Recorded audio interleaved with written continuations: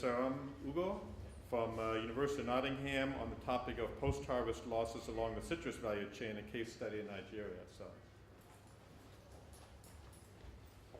and again, I would like to remind all the speakers we're down to about 15 minutes. I will give you 3 minutes, so around 12, 15 minutes. I can show it. I'm a third-year PhD student at the University of Nottingham, and this is part of my thesis, and I'll be talking to you about post-harvest losses along the citrus value chain in Nigeria. I'll start off by introducing citrus production. I'll talk about the causes of post-harvest losses, and then I will conclude. Nigeria is the 9th highest producer of citrus in the world, providing 3% of world production. Citrus is produced in 15 states. It's mainly small-scale production. Large-scale production has not yet been done. Most people find that surprising and that's because we do not export citrus as a fresh fruit or as a concentrate. From what we produce, 45% is said to be consumed, 25% processed, and 30% lost. These statistics are debatable, though, because there is a lack of research along the citrus value chain in Nigeria, but this is what we have for now, so I'm going to go with it. So the fruit juice market in Nigeria is growing very fast. It increases by 10% every year. Up until 2002, Nigeria was importing fresh fruit juice and concentrates from other countries, and this was costing a lot of expenditure in foreign exchange. So the federal government placed a ban on the importation of fruit juice to encourage local production of fruit juice and also concentrates. But up till today, 13 years later, we're still importing 95% of our citrus concentrates. A lot of this is happening because of the increasing level of post-harvest losses. We're unable to manage what we produce. We produce so much, and I think we have no business importing citrus concentrates. But that is what we're doing at the moment. There's little or no value addition along the value chain. And when we talk about post-harvest losses, it is important to point out that these are crop and region specific. There is a lack of research along the citrus value chain in Nigeria, and that's where my research tries to fit into. I walk the citrus value chain from farm to consumer. The simple chain is quite simple. The value chain, rather, is quite simple. It's farmers, middlemen, traders, and consumers. So I walk the chain from farm to consumer to reveal the hidden story of the value chain, to highlight losses and dynamics that affect post-harvest losses, what social and cultural factors are actually impacting losses, and what can we do about it. It is also to kick against the one-size-fits-all approach. Most times solutions are provided that do not meet the demands of the local community. So the citrus value chain in Brazil is going to be different than the citrus value chain in Nigeria. And we need research on local communities to know what the farmers are actually facing, what solutions do they want. We do not need to come sit down here in the West and provide solutions for farmers in local communities who have no idea what the technologies are going to do. So I use the Follow the Thing framework approach, which has been adopted by Ian Cook to study the papaya and also other food products. This makes walking the food chain a lot easier, but they use this in the context of following food from the global south to the global north. I do not think that framework should only be used in that aspect, because within local communities, there are impacts of post-harvest losses that affect small-scale farmers and the individual community. And when I say citrus from now on, in my research, I'm referring to sweet oranges. And this is the first part of my research, which is on the farm. So the causes of post-harvest losses are going to be from the farm. Benue State is the highest producer of citrus in Nigeria, and that is a picture of Nigeria with Benue State highlighted at the North Central region. I was able to locate 60 farmers in different local governments. Okay, that's a map of Benue State, and Benue is divided into 3 political zones: Zone A, Zone B, and Zone C. Zones A and Zone B produce the most citrus, and Zone C doesn't produce so much, but I located farmers in all the local governments to get a geographical spread of courses and production in areas of high production and areas of low production. So in Zones A, I Selected farmers in Kanshisha, Vanika, and Ushongo. Zone B was Boko, Buruku, and Goewest, and Zone C was Otupo and Oju. I did this with the help of extension agents from the Benue State Agricultural and Rural Development Authority. We do not have statistics telling us that these areas produce the most citrus. It's just local knowledge. Now, one of the major causes of post-harvest losses was the lack of a market. When I say market, there is an available market for fruit juice consumption. We consume a lot of fruit juice, but there are no processing facilities.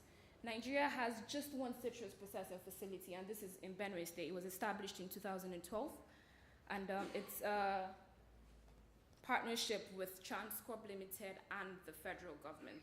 Yeah, federal state government.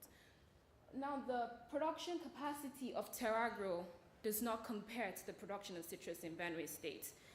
So farmers are forced to rely on direct local consumption, and if they have to rely on me and you consuming an orange, I'm not sure how many consumers they have to wait on. And to get this, to get the oranges from the farmer to consumers, there is a reliance on middlemen.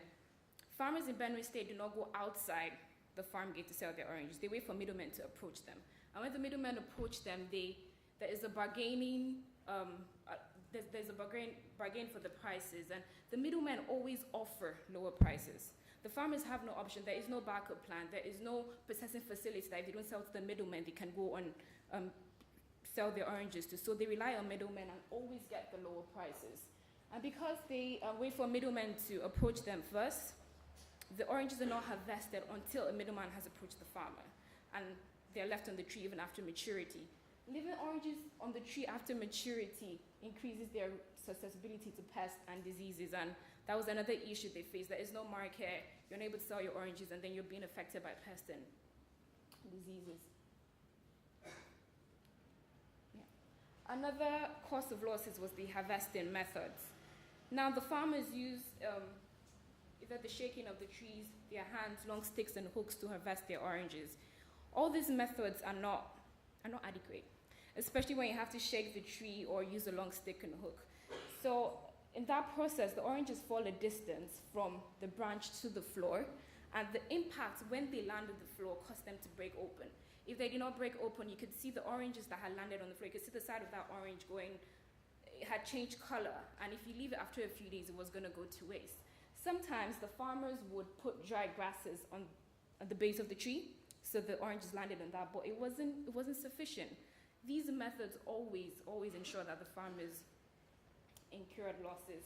And rough handling of the citrus fruits during harvesting led to microbial deterioration. And because oranges are fragile, they have a quick response to physical and mechanical stress, and all that incurred losses for the farmers.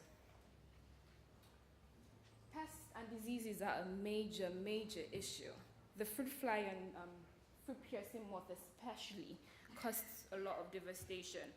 And this was because the farmers do not have access to pesticides. So when you're able to make sales, you have less money for farm maintenance. You're unable to buy fertilizers or buy pesticides for your farm. And most times they ended up with oranges that looked like that. For some reason they were discolored. And when the middleman came to purchase, they were not going to purchase that because consumers in the market wanted fruits that looked very good. We want fruits that have some form of bright color, we know what we want when we go to buy fruits and what we pick. So the middlemen never really purchased that, and this impacted yield and market acceptability. Going around Benue State, the lack of political willpower was echoed over and over again. Farmers kept complaining about the government not caring about what was happening along the citrus value chain. I mean, they go, why do we produce so much and there is no market? I had a very mature farmer who refused to answer my questionnaires but complained. I mean, he was complaining for an hour, and you cannot blame him. These are people that have been involved in this trade for a long time, and throughout his life, politicians come and go and say, oh, we're gonna vote for us and we're gonna provide you processing facilities. You vote for them and that's the end of the story. There is no political willpower. And this, of course, reflected in the lack of a market. So the farmers, because the government is not doing anything about it, the government is not providing processing facilities, there is a market for the oranges, and it impacted the income of the farmers, definitely. If you're not making sales, if you're involved in a trade and you're not making sales, you're gonna have less income. And when we talk about food security today and eradicating levels of poverty, I think this is a whole cycle that we need to look into, because if the farmers are not making profit from their sales, they're going to remain at that same level of poverty, or if not, go lower. There is a high level of citrus post-harvest losses in Benue State. This cannot be ignored. And going around Benue, I had the opportunity to talk to academics, people in different positions, and the first question they'll ask me is, why are you studying citrus? Why not tomatoes? Why not yam? Why not cassava? These are the important issues. And I got to realize that people do not know. People do not know we produce so much. People do not even know that what we produce goes to waste, or there's no market for it. We need to inform people, let them know that, we produce so much, we have no business importing concentrates. We need to be exporting. So I hope that my research will improve the awareness of citrus post-harvest losses, and also increase and be a bedrock for future research, and also contribute to the pool of knowledge. When the extension agents I worked with from Benue State Agriculture and Rural Authority, when I went there for information about post-harvest losses, the director told me that they do not study post-harvest losses. They just focus on production and not losses. If we look at the whole value chain, we need to realize that impacting one end of the value chain and not the other segments before it gets to the consumer does not really negate post-harvest loss, because you can improve production. But if what we keep on producing does not get to the consumer or is wasted, then the impact of the production is not being felt by anyone along the chain. And I hope I have been able to let you all know that post-harvest losses in Nigeria are an issue. We need more research, yes, in this area. We need processing facilities, and we need to include local knowledge, what the farmers want, what the farmers need, and improve the impact of and the income of small-scale farmers. Thank you very much.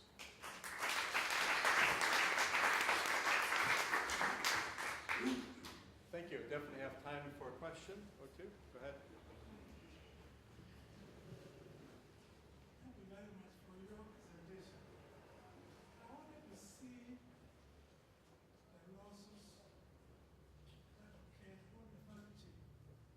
Okay. Are you able to quantify the challenges? How do you quantify the losses that occurred along the value chain, from harvesting, the treatment, the gathering, as they transport? Okay. Otherwise, we will not be able to develop any policy interventions. Yeah. Really quantify the losses that occurred along the chain. However, it's just too qualitative. That's the factors that are causing losses. What we need to know, how do we assess actual level of losses that occur along the value chain? In that case, we need to get some policy interventions to address those critical losses.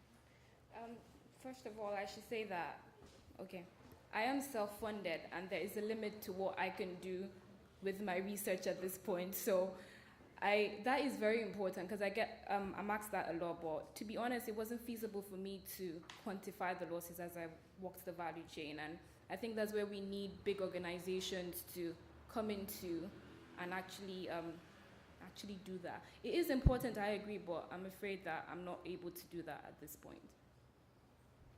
One more question. What seems to be the limitation to being able to put in a processing plant for the citrus? Because when you don't have the market for your high-value product, I think it's a universal thing that makes it very difficult to get your product to that market and get full value price that it should receive for it. I wish I could say I knew what the limitation was, because at the moment there are, I think, about 5 industries I noticed in Benue that have been established for processing, but nothing has kicked off. So the Tarago plant, the building they're using now, I think it was built in 2002, but nothing was done from 2002 to 2012 when Tarago Transcorp came in and decided to be in a partnership with the Benue State government. The Benue State government says they do not do business. The government doesn't do business. They need public-private partnerships. Private sector, most of the people that I spoke to, the businessmen, were not aware of what was happening. So I think there is a lack of awareness. And I feel the government is not doing enough. Because if they were, yes, the government doesn't do business, but they have to make facilities available for the production of concentrates. And I think until they do that, the farmers are not going to get anything for what they produce. Thank you. Thank you.